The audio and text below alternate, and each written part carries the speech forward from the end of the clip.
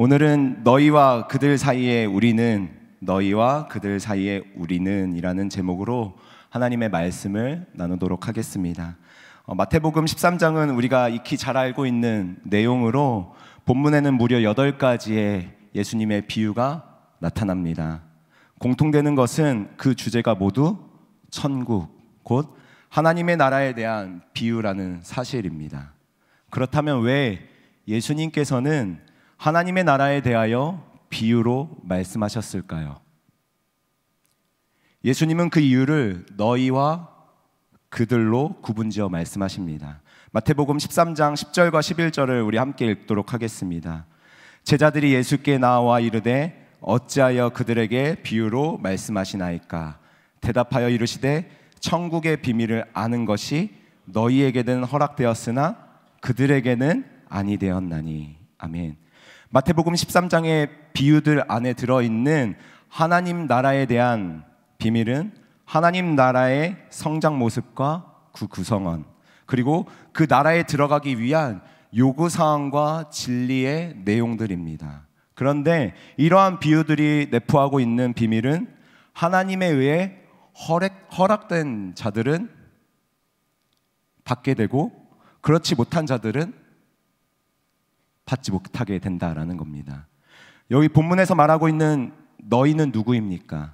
너희는 곧 예수를 따르는 제자들입니다. 곧 삶에서 하나님 나라의 복음을 기뻐하고 받아들여 예수를 나의 주인으로, 나의 왕으로, 나의 그리스도로 모시는 자들이 너희입니다.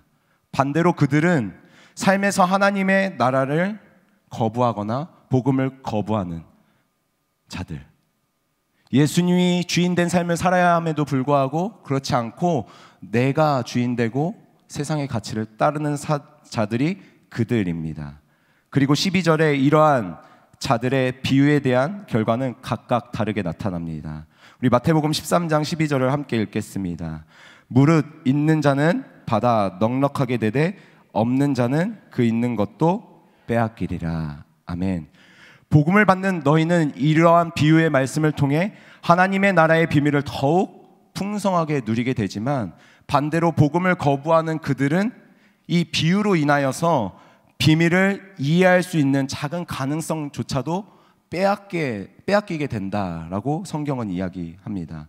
이렇게 볼 때 마태복음 13장에 나타난 하나님의 나라에 대한 비유들은 이중적인 기능을 하게 됩니다. 그리고 이 말씀은 오늘을 살아가는 우리에게도 동일하게 적용될 것이고, 또한 이 비유의 말씀으로 인하여 우리는 하나님의 나라의 비밀을 더 깊이 깨닫는 너희와 그렇지 못한 그들로 구분되어질 것입니다. 사랑하는 성도 여러분, 그렇다면 여러분들에게 묻고 싶습니다. 여러분들은 현재 너희에 속한 사람입니까? 아니면 그들에 속한 사람입니까? 오늘 우리가 읽은 본문은 마태복음 13장에 나타난 8가지 비유 중 첫 번째로서 씨 뿌리는 사람에 대한 말씀입니다. 본문 1절에서 9절 말씀을 보면 우리가 너무나도 잘 아는 4가지 밭에 대한 이야기가 있습니다. 길가, 돌짝밭, 그리고 가시떨기, 좋은 밭. 이 4가지 마음밭에 대한 비유를 통해 성경이 우리에게 주고자 하는 메시지는 예수를 적당히 믿으면 안 된다라는 것입니다.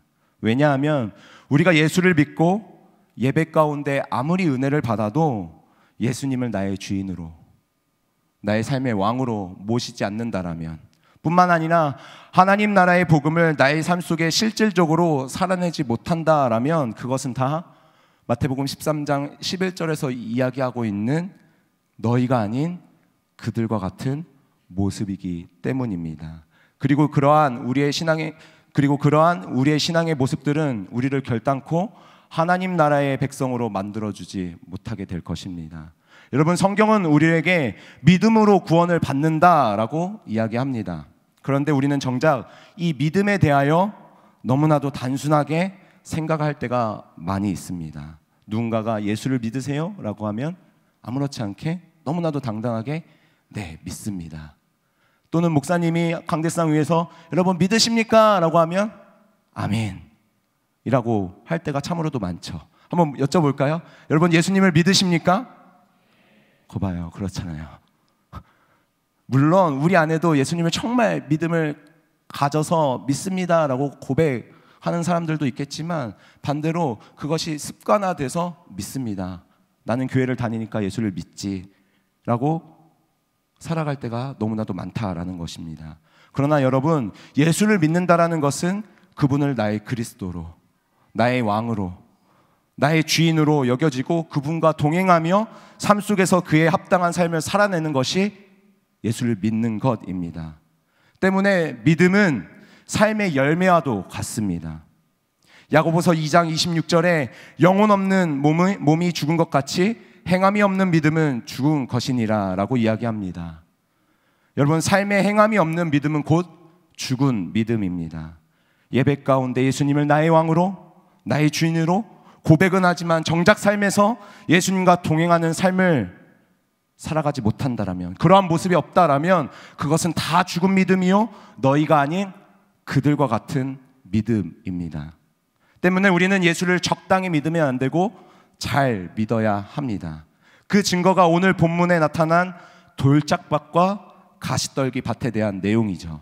물론 길가는 그 씨 자체가 땅에 떨어져서 싹이 나지도 않습니다. 그러나 돌짝밭과 가시떨기 밭은 그 씨앗이 땅에 심어지고 싹이 나게 되죠. 하지만 뿌리가 내려지지 않고 환경이 좋지 않아 결국 열매 맺지는 못하게 됩니다. 이것은 마치 우리의 신앙의 모습과도 비슷한 것 같아요. 이것을 오늘날 우리의 신앙의 모습으로 빗대어 이야기한다면 씨앗은 하나님의 말씀입니다. 그리고 밭은 우리의 마음, 신앙의 상태이죠. 돌짝밭과 가시떨기밭 같은 사람은 주일 예배 가운데 하나님의 말씀을 듣고 은혜를 받은 자들입니다. 그리고 기도 가운데, 찬양 가운데 믿음의 고백과 삶의 결단을 한 사람들입니다. 그러나 정작 삶에서는 믿음의 뿌리를 깊게 내리지 못해 상황에 흔들리고 현실에 흔들리어 말씀대로 살아지 못하는 상태, 그래서 열매 맺지 못하는 상태, 곧 삶의 행함이 없는 믿음의 상태를 의미합니다. 여러분, 이것이 의미하는 바가 무엇입니까?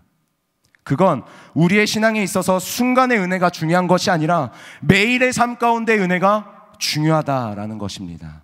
마치 이스라엘 백성들이 광야 가운데서 오늘의 만나로 내일을 살아갈 수 없듯이 우리는 오늘의 은혜로 내일을 살아갈 수 없다라는 것을 의미해주고 있는 것입니다. 뿐만 아니라 내 안에 뿌려져 있는 복음의 씨앗, 곧 하나님의 말씀이 얼마만큼 많이 은혜가 되었는가, 오늘 설교가, 오늘 찬양이 얼마나 나에게 와닿고 내 삶과 잘 매칭이 되는가, 이것이 중요한 것이 아니라 그 말씀이 내 상황과 조금은 다를지라도, 좀 이해가 안 된다 할지라도 내 안에 뿌려졌을 때 그 내 마음의 밭이 그 말씀을 잘 가꿀 수 있는 상태, 곧 좋은 밭으로 준비되어져 있는 상태가 중요하다라는 겁니다. 때문에 여러분, 우리는 우리의 마음의 밭을 날마다 점검해 볼 필요가 있습니다. 그리고 그 안에 예수 그리스도로 가득 찰 수 있도록 날마다 마음의 밭을 기경하는 일들이 필요합니다. 제가 몸무게가 한 17년 전에는 100kg가 넘었었어요. 그리고 나서 한 32kg를 빼고 나서 한 17년 동안 매일같이 하는 루틴이 있습니다. 그게 뭐냐면 하루에 체중계를 7번 이상 올라가는 거예요. 그래서 살이 조금 찌면 바로 안 먹습니다. 그리고 살이 좀 빠지면 바로 많이, 막 인스턴트, 저희 이런 걸 되게 좋아하거든요. 그런 걸 바로 먹어요. 날마다 점검하는 거죠. 이처럼 우리의 마음의 밭에, 우리의 신앙의 밭에 돌짝들이 있는지, 가시떨기 같은 것들이 있는지 날마다 점검하고, 혹 그러한 것들이 있다면 예수 그리스도로 기경하는 일들이 필요하다라는 겁니다. 그렇다면 어떻게 하면 돌짝밭 같고 가시떨기 같은 우리의 마음의 밭을 좋은 밭으로 기경할 수 있을까요? 첫 번째는 우리가 하나님 안에 거할 때 우리는 좋은 밭으로 기경될 수 있습니다. 여러분, 지난번 제가 요한복음 15장 말씀을 가지고 함께 나눴던 이야기들이 기억나십니까? 네, 감사합니다. 네. 거기에 보면 예수님은 참 포도나무이고 아버지는 뭐라 말씀하십니까? 농부라고 말씀하십니다. 그것을 인용한다면 하나님은 농부이십니다. 그리고 우리는 밭이에요. 그렇다면 밭을 기경할 수 있는 분은 누구십니까? 밭은 우리인가요? 아닙니다. 딱딱하게 굳어져 있고 돌짝밭으로 가득 차 있는 우리의 밭을 기경할 수 있는 것은 밭인 우리가 아니라 살아계신 하나님이시고 농부 되신 하나님인 줄 믿습니다. 때문에 우리가 좋은 밭으로 기경되어지려면 우리가 농부 되신 하나님 안에 거하고 좋지 못한 우리의 밭을 하나님께 신뢰함으로 드리는 것이 중요합니다. 요한복음 15장 4절에 내 안에 거하라 나도 너희 안에 거하리라. 가지가 포도나무에 붙어있지 아니하면 스스로 열매를 맺을 수 없는 것 같이 너희도 내 안에 있지 아니하면 그러하리라. 아멘. 다른 말로 표현하면 하나님을 나의 인생의 밭의 주인으로, 기경자로, 목자로, 인도자로 인정하고 그분을 신뢰함으로써 나의 연약함을 간구할 때 우리의 마음의 밭은 좋은 밭으로 기경되어질 수 있다라는 것입니다. 두 번째로 우리의 마음밭이 좋은 밭으로 기경되려면 하나님을 사랑하는 것이 중요합니다. 앞서도 이야기했지만 하나님은 우리의 삶의 주인 되십니다. 온 인류의 창조주이십니다. 우리의 목자이시고 우리의 인도자이시며 우리의 왕이신 분이 바로 살아계신 하나님이십니다. 때문에 우리는 왕 되신 하나님을 사랑할 때 또 그분의 사랑을 누릴 때 우리의 마음밭이 예수 그리스도로 기경되어질 수 있습니다. 마태복음 22장 36절에서 39절의 말씀에 보면 한 율법사가 예수님께 찾아와 말씀하십니다. 선생님, 율법 중에 어느 계명이 큽니까? 그랬을 때 예수님께서는 내 마음을 다하고 목숨을 다하고 뜻을 다하여 주 너희 하나님을 사랑하라 라고 말씀하셨습니다. 그리고 예수님께서 이것을 첫 번째 되는 계명이라고 말씀하셨어요. 사랑하는 여러분, 계명은 우리가 반드시 지켜야 할 조건입니다. 특별히 마음을 다하고 목숨을 다하고 뜻을 다하여 하나님을 사랑하라 라고 말씀하신 것은 그만큼 중요하다라는 것을 이야기하는 것입니다. 여러분, 예수님을 나의 왕으로, 나의 주인으로 모시고자 한다면 우리는 그분의 계명을 따라야 합니다. 그분의 말씀을 순종해야 합니다. 그리고 그 계명 중, 그 말씀 중 가장 우선시되고 가장 첫 번째 되는 것이 하나님을 사랑하는 것입니다. 이 말씀은 주일에만 하나님을 사랑하는 것이 아닙니다. 교회에서만 하나님을 사랑한다라고 고백하는 것이 아닙니다. 이 말씀은 매일의 삶 가운데 하나님의 사랑을 누리고 하나님을 사랑한다 고백하라라는 것입니다. 그리고 그러할 때 우리는 비로소 삶에서 예수 그리스도를 나의 주인으로서 나의 마음밭에 모시며 살아갈 수 있게 될 것입니다. 그리고 그러할 때 우리는 그 예수 그리스도로 말미암아 돌멩이와 가시들로 가득 찬 마음밭을 기경할 수 있을 것입니다. 사랑하는 성도 여러분, 하나님을 사랑하십니까? 하나님을 사랑하십니까? 하나님을 사랑하는 사람에게는 한 가지 특징이 나타납니다. 그것은 하나님과 관계를 맺는 삶의 모습이 나타난다라는 것입니다. 여러분, 관계는 단순하고도 형식적인 관계를 이야기하는 것이 아닙니다. 부모와 자식 간의 관계, 연인 간의 친밀한 관계, 그것을 오늘 본문에서 이야기를 하고 있는 겁니다. 여러분, 누군가를 사랑해 보신 적이 있으십니까? 사랑하면 어떻게 되나요? 눈만 봐도 상대방이 무엇을 원하는지, 무엇을 생각하고 있는지 짐작이 됩니다.